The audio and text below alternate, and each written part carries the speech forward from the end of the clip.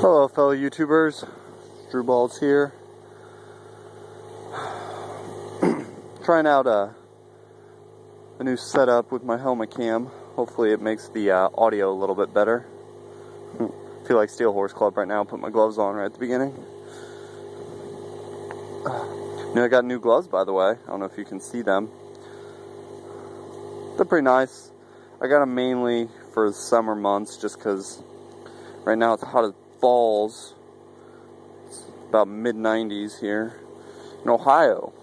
It's not supposed to be this hot right now. It's bugging me. Anyways, as you can see, hopefully you can see, I'll get as close as I possibly can. I have 580 miles. What that means is my 600-mile maintenance is coming up soon. So today, what I'm going to do is I'm going to drive around for about 20... Oh, goddamn, my kickstand's still down. Do that all the time. But I'm going to drive around for about 20 miles. So that way, I can hit 600 while, at the same time, warming up my bike, so that way the oil change is nice and easy. Anyways, there's two things I kind of want to talk about in this video. First being, kind of why I decided to start vlogging, and what was my interest in it right away and stuff, because I've seen everybody pretty much make a video at one point about why they started vlogging, and I find them all pretty interesting, so I figured I might as well do one myself. Pretty much, let's see here, I'm currently a senior, well, getting ready to start my senior year in college, and my senior year at high school, so this would be a little over 4 years ago, one of my best friends, it was probably like, I think it was like 2 weeks after his 18th birthday, he got entered into a radio contest where they did a reverse raffle for a Harley, and he won. I think it was a Harley 883, I believe. I'm not quite sure, I don't know Harleys that well, but anyways, so he won a Harley. Well, being one of my best friends, I was around it quite a bit, and it got me into motorcycles like crazy. I mean, that's all he talked about, and that's all we talked about, and I loved it, and I go over to the motorcycle dealership with him all the time, we'd look at bikes and stuff. It's just, my parents were kind of, oh, we're scared for you to get a motorcycle, we're first afraid you might wreck it or get injured and stuff, and all that fun stuff, so it was never really in the scope of possibilities when I was in high school.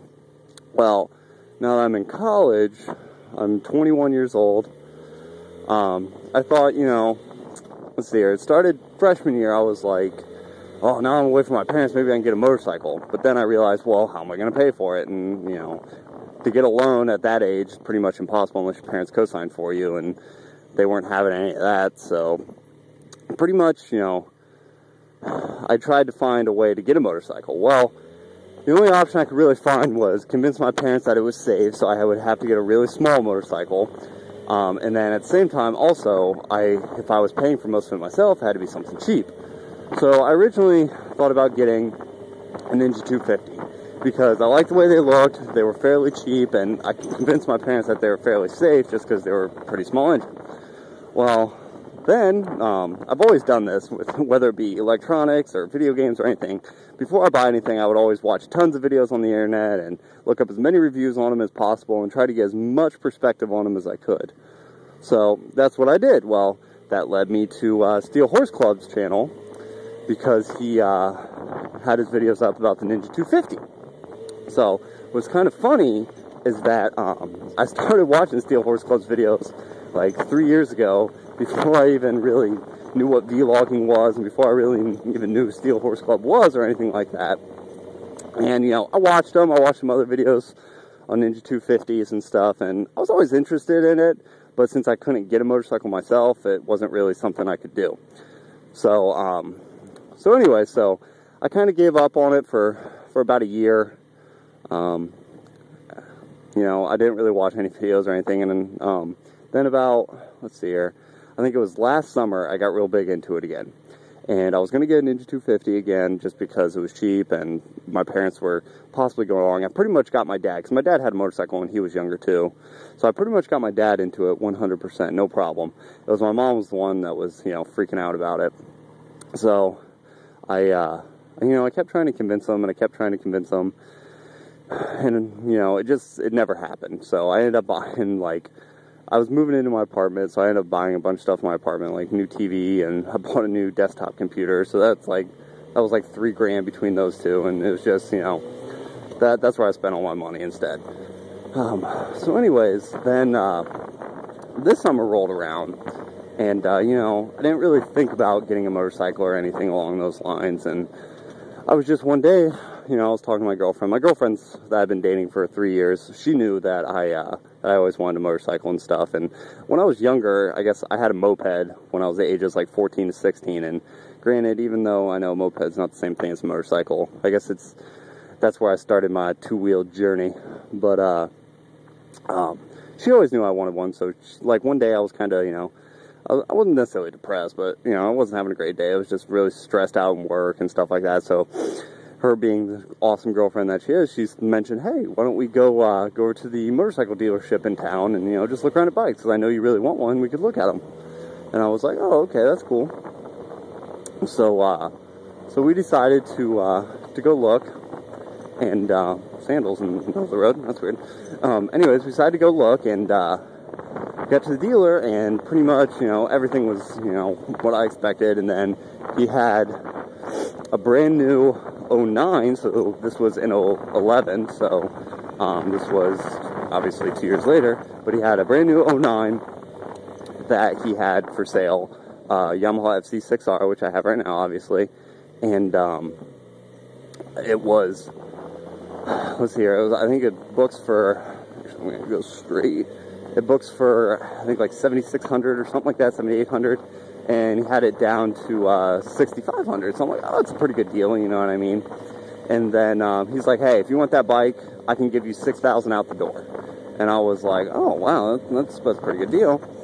And I'm like, well, I only have about $2,000 I could spend today. It really depends on if I could get financing. Well, being 21 years old, I wasn't really planning on being able to get financing or anything. So I'd say the only thing I've really had is a $300 credit card.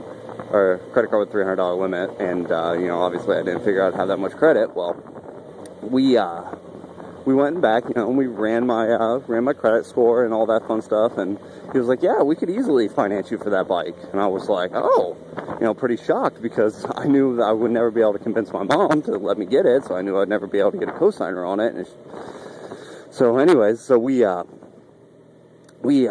went ahead with the paperwork, and not to buy it, just to test everything, just to get official thing. And they were like, yeah, sure, you can get pre-approved or whatever. So I was like, okay. So then, I wasn't making any decision like that day. So I went home, and I started doing my thing where I go to YouTube or anywhere on the internet and look at tons of videos and stuff like that. And that's where, when I was searching FC6R, I ran across Steelhorseclub again. And this time, I started watching all his videos on the FC6R and just his impressions on it. And the more I'd watch his videos, the more I liked him, and the more I liked the whole motorcycle vlogging itself. So first of all, Steelhorseclub, I can pretty much contribute 100% of why I got the FC6R, just because of how awesome he made it look. And I agree, it is everything he said. It is as advertised. And so pretty much the way he made it look and everything made me want to get it, so I ended up getting it. Well, that's when I kind of fell in love with his channel, so I started watching, all his videos that were about the FC6R, just because, I wanted, I ended up buying the bike 2 weeks after I saw it, and then I had to wait another week until I could pick it up. So in that week after I bought it to pick it up, that's all I did was watch Steelhorseclub's videos on FC6R, just because I was so excited to get it, and that's the only thing I could really take my mind off of it. So I watched the videos, and then he led me on to Billmaa. So I started watching Billmaa's videos. Now Billmaa's videos are obviously a little bit different in style. Billmaa is more you know, not, you know, videoing while on the motorcycle, more, you know, videoing and then ride the motorcycle to another place and videoing about it and stuff like that. And I fell in love with Billmaa's videos. So I will contribute probably 100% of the reason why I am vlogging to Steelhorseclub and Billmaa.